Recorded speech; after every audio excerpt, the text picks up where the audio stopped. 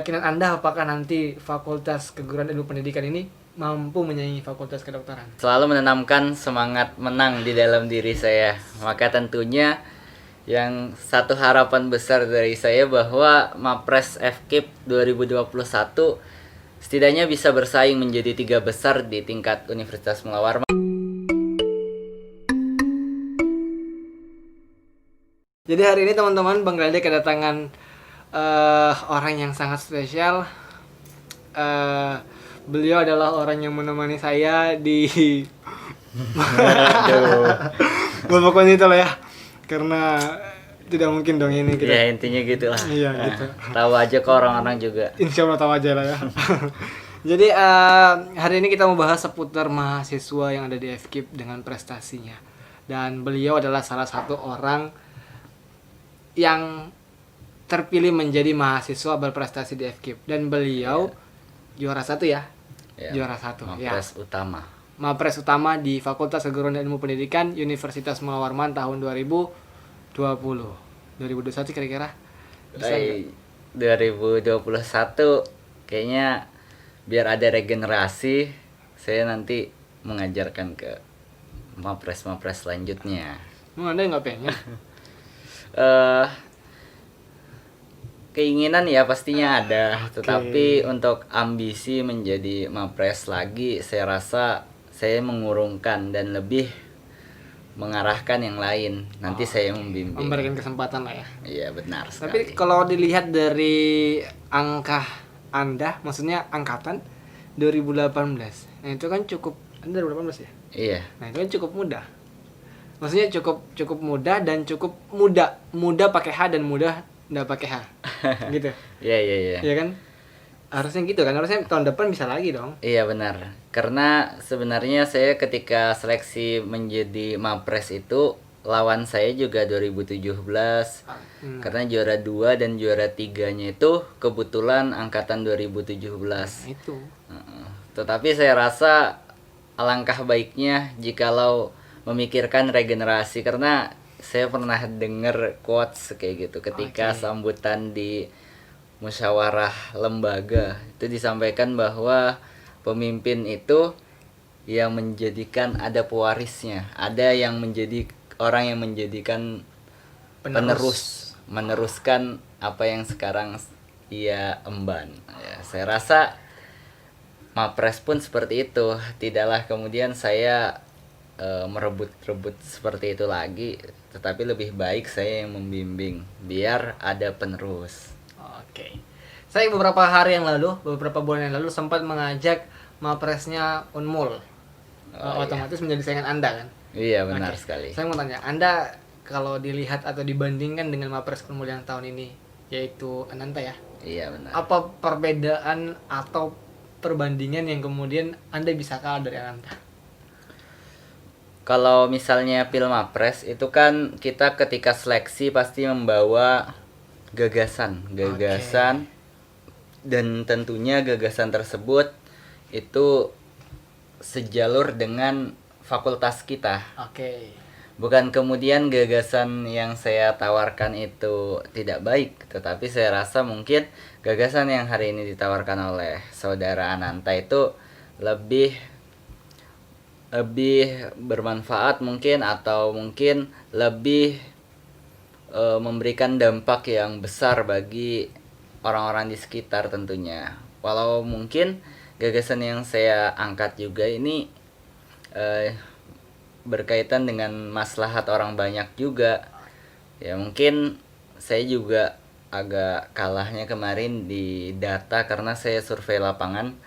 Itu karena kemarin itu untuk Pilmapres ini mungkin ya kayaknya infonya yang agak dadakan. Akhirnya ketika mencari data ke lapangan itu saya agak sedikit keteteran. Iya. Jadi Anda dikalah di bagian datanya. Iya, kurang lengkap mungkin, atau kurang. Tapi itu kan bagian unsur penilaian orang dalam, maksudnya orang internal penilaian kan. Iya benar. Tidak dipublis gitu kan? Enggak. Iya, kalau saya lihat dari nilai juri untuk berbicara bahasa Inggrisnya, saya cukup unggul dari Ananta. tidak hanya Nanda, dari Mapres yang beberapa lain. mapres yang lain juga saya cukup unggul, tetapi saya agak rendahnya di KTI saya. Oke. Ya, makanya saya rasa setelah mengoreksi kekurangan saya, mungkin dari data dan mungkin cara penulisan ya. Harusnya Anda berangkat dari sini, harusnya tahun depan bisa memperbaiki kesalahan yang tahun ini. Saya rasa seperti itu juga, dan saya memikirkan awalnya berpikir seperti itu, tetapi saya rasa alangkah baiknya jika evaluasi itu diturunkan kepada orang yang nanti saya rasa bakal menjadi mapres untuk selanjutnya. Kira-kira di mahasiswa FKIP Unmul ada nggak penerus Anda? Tentunya ada, Oke. jelas sekali. Jelas ada ya? Iya, Yakin Anda ada? yakin. Dan mampu bersaing dengan yang 2 tahun terakhir ini kan Fakultas Kedokteran yang megang ya, Iya. sebagai mahasiswa berprestasi. Keyakinan Anda apakah nanti Fakultas Keguruan Ilmu Pendidikan ini mampu menyaingi Fakultas Kedokteran? Karena kalau saya biasanya selalu menanamkan semangat menang di dalam diri saya, maka tentunya yang satu harapan besar dari saya bahwa Mapres FKIP 2021 setidaknya bisa bersaing menjadi 3 besar di tingkat Universitas Mula Warman. Bahkan sangat bersyukur lagi jikalau tahun depan FKIP yang memegang untuk Mapres di tingkat Universitas Mula Warman. Maka tentunya mungkin salah satunya penonton YouTube ini. Oke, Masya Allah. Anda kemarin kalau boleh tahu ya, di tingkatan keberapa dari sekian mahasiswa prestasi per fakultas? Saya kurang melihat kalau itu, kurang Yang memperhatikan. dipublikasikan hanya yang 1, 2, 3 ya? Iya, itu yang sisanya enggak. ditransparankan. Oke. Anda seberapa yakin Anda? Seberapa yakin Anda mahasiswa FKIP mampu bersaing dengan Fakultas Kedokteran? Apakah nantinya tahun 2021 FKIP ini bisa mengalahkan kedokteran?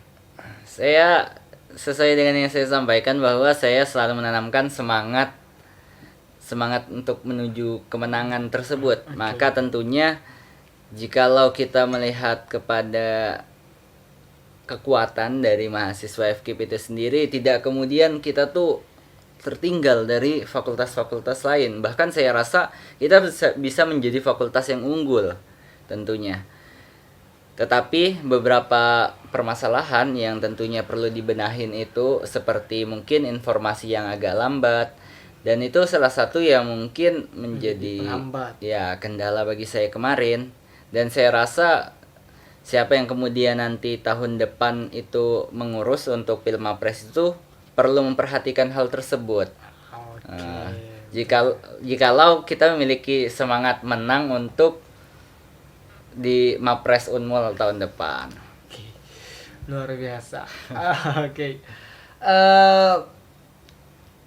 Ada berapa kira-kira menurut Anda dari kasat mata Anda melihat mahasiswa berprestasi di FKIP yang terlihat? Ya maksudnya yang mampu bersaing nantinya. Kalau yang saya lihat kan yang di FKIP itu kan yang mencalonkan atau untuk mengajukan menjadi mahasiswa berprestasi itu kan cukup minim berapa ya? 3 ya? 3 atau 4? Enggak, kemarin tuh ada sampai 20-an mungkin. 20-an. Di FKIP. Iya, itu seleksi awal kan. Seleksi awal baru nanti dikecilkan lagi, ditipiskan mungkin karena kondisi pandemi ya. Jadi yang masuk ke pembuatan KTI itu kemarin hanya 3 orang. Oke. Sebelumnya seleksi prestasi sama organisasinya. 20 orang ya?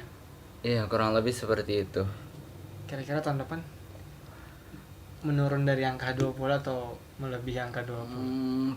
Pertama saya melihat dari situasi dan kondisi tahun depan. Kalau misalnya kemarin kan pas Pilmapres saya itu masih Harusnya melihat untuk tahun depan Mapresnya harusnya melihat bukan situasi kondisi tahun depan, tahun ini dong.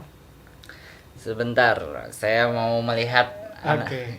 menyampaikan analisis menurut Oke, saya oke. nih. Menurut saya karena kondisi saya kemarin itu Pilmapres itu masih kisaran Januari Februari, itu masih kondisi kita perkuliahan offline. Oke. Ketika penyampaian informasi itu masih bisa terjangkau mudah oleh mahasiswa, maka tentunya peminat itu cukup naik kemarin. Cukup ada lah. Walau saya tanya beberapa teman saya ada yang unsur keterpaksaan gara-gara dosen maksa. Oke. Tetapi saya rasa kalau misalnya tahun depan itu masih kondisi online, itu apabila informasi ini kurang terintegrasi dengan baik ke setiap mahasiswa yang ada di FKIP, maka itu bisa menyebabkan penurunan. Tetapi ketika informasi ini tersebar dengan baik kepada seluruh mahasiswa yang ada di FKIP, itu bisa menjadi pacuan, bisa menjadi peningkatan bahkan untuk seluruh mahasiswa. Yang terpenting lagi kembali tadi, jangan sampai informasinya itu dadakan. Karena bakal mikir lagi mahasiswa tuh mau join, karena kan ada yang dipersiapkan ya. Iya, banyak. Mm. Banyak yang dipersiapkan. Apalagi berkas-berkasnya itu kan kalau untuk mengurusi administrasinya kan perlu ke fakultas. Iya. Iya kan? Berkas itu ada berkas pribadi, baru habis itu ada juga yang KTI itu tadi. Nah, dan itu habis itu ada sertifikat. Itu kan cukup banyak ya kalau misalnya seorang mahasiswa tuh kondisinya di perantauan, sertifikatnya ada di rumah. Saya aja kemarin tuh dadakan minta fotokan yang di rumah. Oh, jadi hasil foto semua. Bukan Iya. aslinya. Ya, sistemnya kan fotokopiannya aja ya. Jadi saya print abu-abu. Oh, gitu. Sip. Bagaimana Anda melihat pencapaian nanti yang akan dihasilkan mahasiswa berprestasi sementara di masa daring seperti ini? Karena kalau melihat kan biasanya penerus atau mapres di tahun 2021 itu harusnya berangkat dari mahasiswa-mahasiswa yang 2020 ke bawah, tidak mungkin 2021. Iya, benar. Sementara tingkat partisipan itu lebih banyak adalah mahasiswa-mahasiswa yang kategori masih golongan baru awal. Iya. Iya kan? Itu bagaimana kira-kira menurut Anda mahasiswa ini bisa mengukur, mahasiswa berprestasinya Unmul bisa diukur dari segi kualitasnya. Sementara ini kan daring. Iya. Nah, gitu.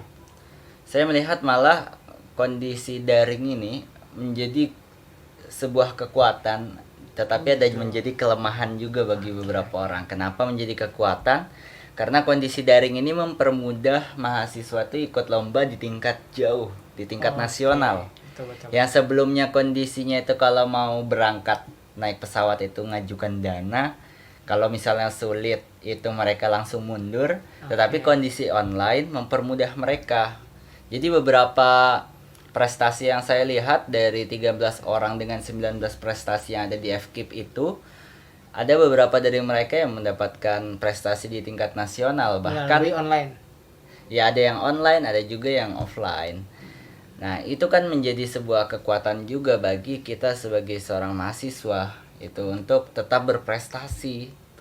Dan saya rasa ini bisa menjadi pacuan untuk Pilmapres tahun depan. Kalau kekurangannya?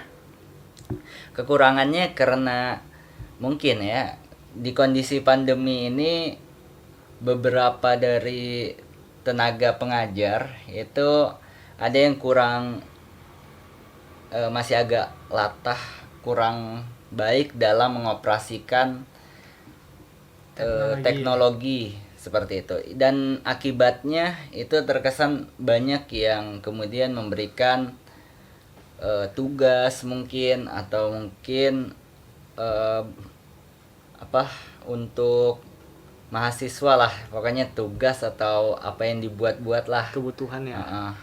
untuk perkuliahan, dan tentunya ini kan agak memberatkan dari mahasiswa itu sendiri. Akhirnya manajemen dari mahasiswa itu dari ingin orientasi perkuliahan, orientasi berprestasi, orientasi berorganisasi itu agak pecah dalam pembagian manajemen waktunya.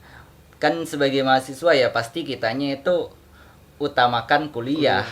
Ya, ketika banyak tugas di kuliahannya, ya ini bakal menghambat di organisasi dan prestasinya. Oke. Saya percaya bahwa mahasiswa berprestasi itu berangkat dari organisasi yang banyak, kegiatan-kegiatan yang banyak. Dan begitupun Bapak kan? Ya, kan? insyaallah. Kalau melihat di antara banyaknya organisasi atau kegiatan-kegiatan yang Bapak ikuti, apakah kuliah Bapak tidak terhambat? Maksudnya tidak terganggu dengan hal-hal tersebut? Saya pernah dengar sebuah quotes juga ya. Oke. Quotes dari seseorang ketika mungkin ini ada mahasiswa yang juga merasa bimbang ketika ingin memilih organisasi atau berprestasi, atau bahkan mereka berpikir untuk mengorientasikan segala kehidupannya di kampus hanya untuk Kuliah. duduk di Bangku. bangku kuliah. Maka saya mengatakan bahwa semua itu sebenarnya bisa kita dapatkan. Karena tentunya ketika saya melihat kepada UKT yang dibayar itu selama untuk 1 semester, maka saya rasa ada 24 jam dikali 6 bulan, yang tentunya itu adalah uang yang dibayarkan oleh orang tua kita. Maka ada yang membedakan dari seorang mahasiswa yang mendudukan dirinya hanya di bangku perkuliahan dengan yang menambahkan pembelajaran di luar bangku kuliahan, itu kan akan berbeda. Maka ketika saya udah membebankan diri saya untuk tetap berorganisasi dan tentunya juga mengupayakan agar berprestasi, maka di sana saya dituntut untuk tidak meninggalkan perkuliahan juga, walau kadang namanya izin itu kan ya sesuatu yang nggak bisa dilepaskan ya. Terlebih dosen kita juga sebenarnya mengizinkan itu maksimal 3 kali di setiap mata kuliah Dalam 1 semester. iya benar. Nah itu jadi saya memanfaatkan ketika diperbolehkan izin untuk melaksanakan kegiatan yang memang saya rasa itu urgent. Kemudian ketika saya dihadapkan dengan tugas, dihadapkan dengan organisasi, dihadapkan dengan tuntutan di beberapa project, karena kan beberapa prestasi itu berasal dari beberapa project juga yang saya garap. Ketika dibenturkan oleh semuanya tadi, maka saya langsung merasakan agak ngawang kadang ya di kepala. Tetapi saya pikirkan bahwa kita tidak boleh memilih salah satu di antara 3 ini untuk dikorbankan. Tetapi kita harus meluangkan waktu istirahat. Ya mungkin kita rasa waktu istirahat ini terkadang kita menggunakannya untuk bermain ya, untuk ngegame, dan itu adalah waktu-waktu yang coba dikorbankan untuk tetap memaksimalkan dapat belajar gitu, untuk tuntaskan tugas, untuk menuntaskan amanah di organisasi, dan tentunya juga biar bisa tetap berprestasi. Oke. Anda ada tips-tips nggak kira-kira bagaimana kita bisa aktif di ketiga-tiganya? Aktif organisasi, aktif di perkuliahan, dan menjadi mahasiswa yang berprestasi. Oke, buat kalian yang merasa bimbang, merasa bingung, merasa ingin memilih tetapi ingin semuanya, karena ikut organisasi ataupun ingin berprestasi itu seperti buka puasa, buka tudung banyak makanan ya, apalagi ke pasar Ramadan dibeli semuanya, diborong. Ketika kalian sudah mengambil beban sebanyak itu, maka tentunya kalian harus bertanggung jawab atas apa yang kalian ambil, teman-teman semua. Bagaimana cara bertanggung jawabnya? Itu semua dibebankan kepada kita. Kalau misalnya dari saya biasanya, bagaimana coba kita memanajemen waktunya? Bagaimana coba kita memanajemen agar semuanya bisa kita dapatkan? Itu biasanya saya di grup WhatsApp atau mungkin di kalender atau mungkin di catatan, itu dicatat teman-teman. Sehari sebelum kita menjalankan semuanya, nggak mungkin ya teman-teman kalau misalnya ikut organisasi itu sebaran rapat itu hamin jam ya kan, pasti paling enggak ya sehari sebelumnya, dan sehari sebelumnya itu dirapikan, pagi kemana, siang kemana, sore kemana, malam kemana. Tetapi tetap prioritaskan kuliah ketika permasalahan organisasi atau permasalahan kalian di project kalian itu masih bisa izin aja nggak apa-apa. Karena saya sampaikan terus kepada orang-orang yang ingin memilih organisasi atau berprestasi, saya bilang mahasiswa adalah komponen yang merdeka. Kalian dibebaskan untuk memilih semuanya. Tetapi ketika kalian sudah memilih, kalian harus bertanggung jawab atas apa yang kemudian kalian pilih.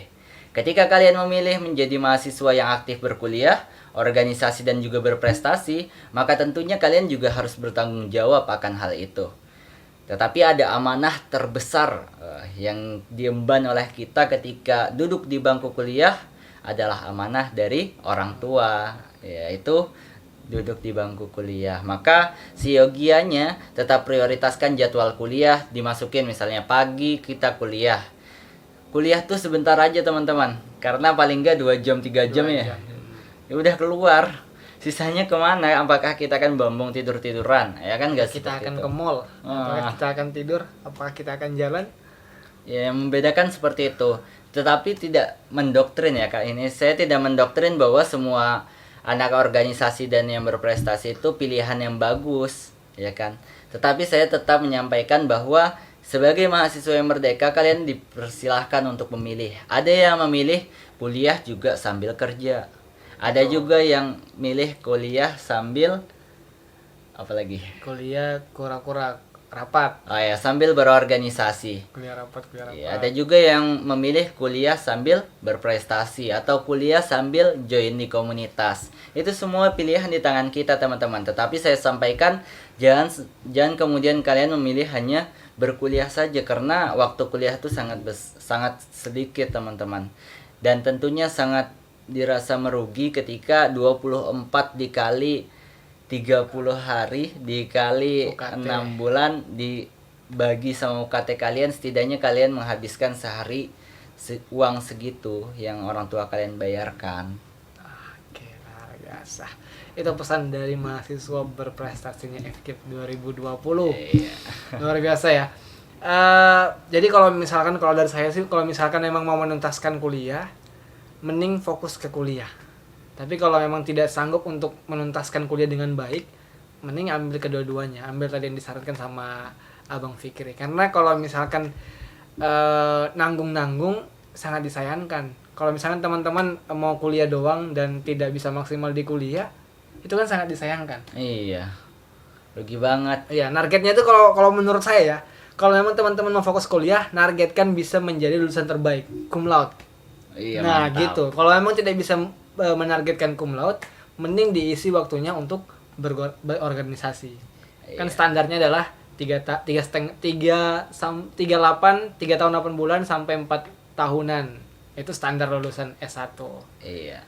Begitu. Kalau teman-teman merasa harus tuntas lebih cepat kuliahnya, maka fokus ke kuliah, jadi lulusan 3 tahun 4 bulan mungkin. Gitu ya. 3 tahun 4 bulan atau 3 tahun 2 bulan. Karena kan semester 8 itu sudah masuk skripsian, otomatis teman-teman kalau bisa mampu menyelesaikan 1 bulan pertama di semester 8 luar biasa. Menjadi lulusan terbaik. Gitu. Bagaimana menurut Anda tentang pandangan bahwa anak organisasi itu sebenarnya tidak punya prestasi. Kalaupun ada yang punya prestasi, itu sebenarnya bawaan dari bukan dari organisasinya, bawaan dari otodidaknya, bawaan dari SMA-nya mungkin. Iya. Karena banyak yang menganggap begitu, bahwa ini anak ini sebenarnya dia berprestasi bukan karena organisasinya, tapi karena memang di luar dari itulah pokoknya. Nah, bagaimana Anda melihat itu? Saya melihat itu sebagai sebuah persepsi yang saya rasa kurang tepat ya. Saya merasa kalau misalnya organisasi dan prestasi itu adalah 2 pilihan. Ketika kita ingin ambil keduanya, itu kita harus bertanggungjawabkan. Tetapi teman-teman semua, ketika ingin aktif di organisasi dan juga ingin bisa berprestasi, itu bagaimana kita mencoba mengkolaborasikan keduanya biar lebih maksimal.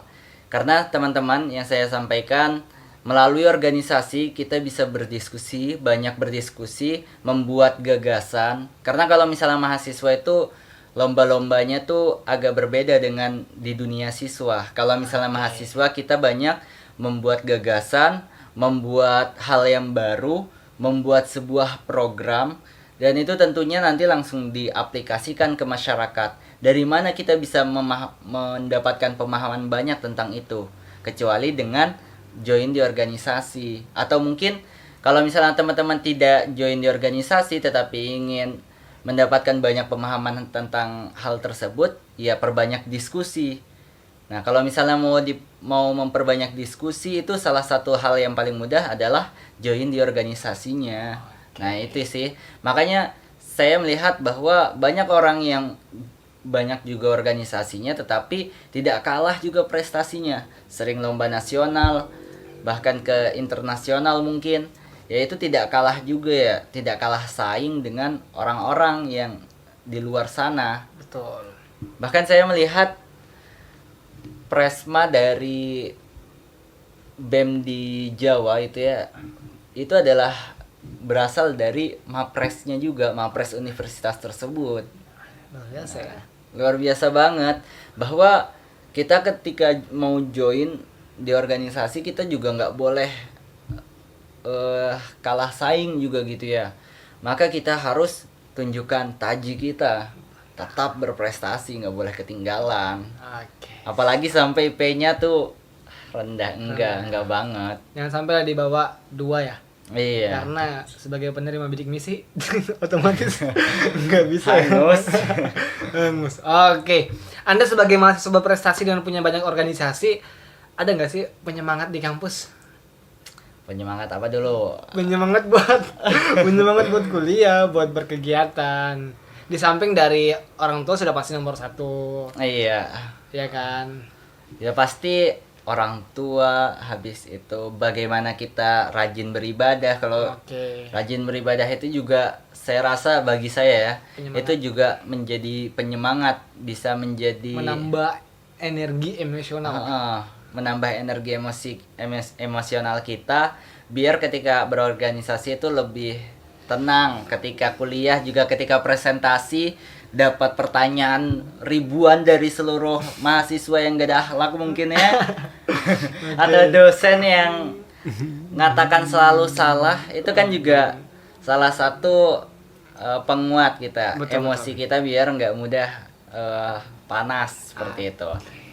Jadi tidak hanya di sana ya penyemangat, mungkin ya kalau misalnya di rumah itu kan ada keluarga. Kalau misalnya di perantauan itu kan keluarga komunikasinya lewat online ya. Oke. Ya kalau misalnya di perantauan seperti ini ya pastinya kita perlu ada sahabat gitu ya, Teman-teman dekat ya.